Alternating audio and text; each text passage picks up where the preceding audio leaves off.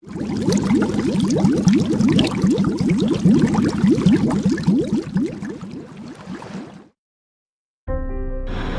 have interviewed knowledgeable persons who will help us assess Philippines' case on life below water through SWOT analysis, starting off with our strengths. Well, I was able to identify about 3 bullet points. And the first one is there is growing awareness within the insurance industry on the importance of environmental preservation. It also has very strong implications for our industry because not taking care of the environment has actually resulted in several losses across the globe. Number 2, more global insurers are starting to come into our local market. So what does that mean?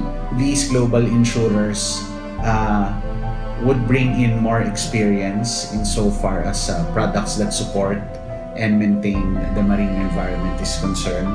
And then number 2, these global insurers would also have a greater experience on how to handle actual marine environment losses and how to help mitigate these risks that now are emerging in this area.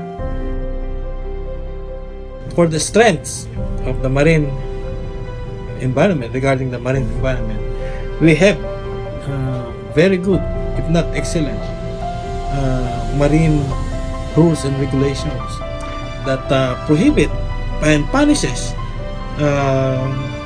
illegal fishing activities, which include your dynamite fishing, cyanide fishing, muroami. These are all destructive fishing activities.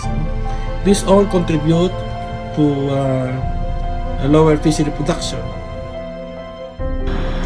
Let us now tackle the weaknesses.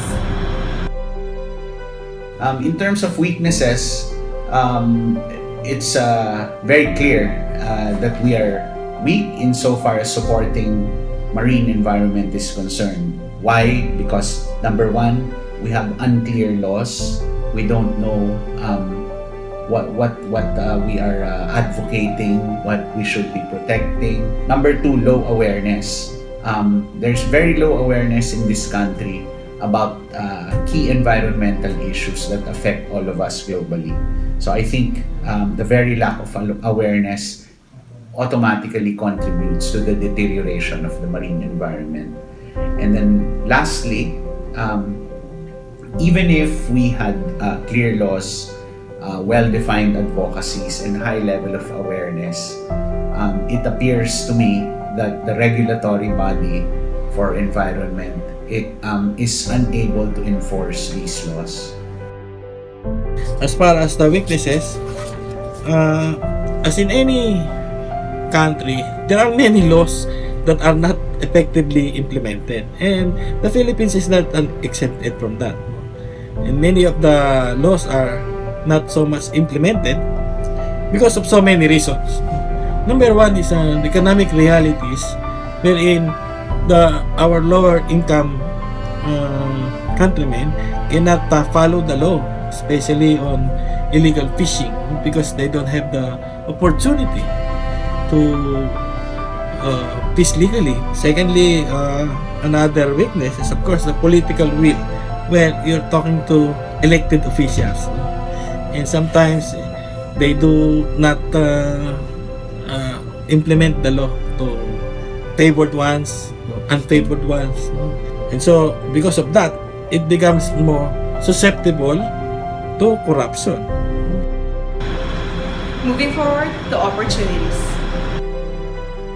Opportunities are there, in terms of good researches. We have excellent research communities, University of Philippines and other universities, the Department of Science and Technology, they have so many researches.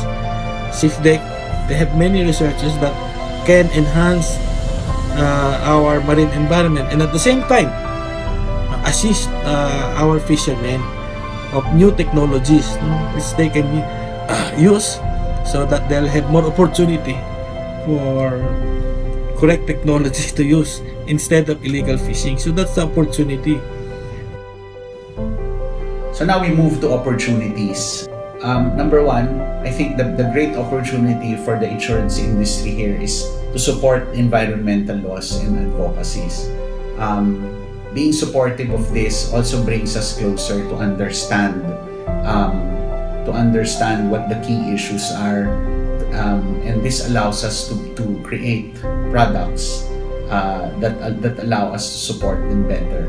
So whether it's building a better cover, allowing for more support services to contain an oil spill, then at least if we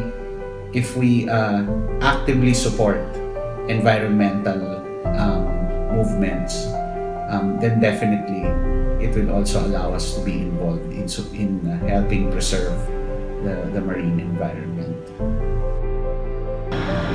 And we'll end it with threats. Economic activities upland is a threat to your marine environment. Mining can increase the acidification of your marine waters. Deforestation upland can increase the sediments that flow on the nearshore areas that will definitely destroy your coral reef systems, which is the nursery ground and the spawning ground of many marine fishery products. No? And of course, your urbanization, you have so many subdivisions now, and industrial pollution contribute to the threats to your marine environment.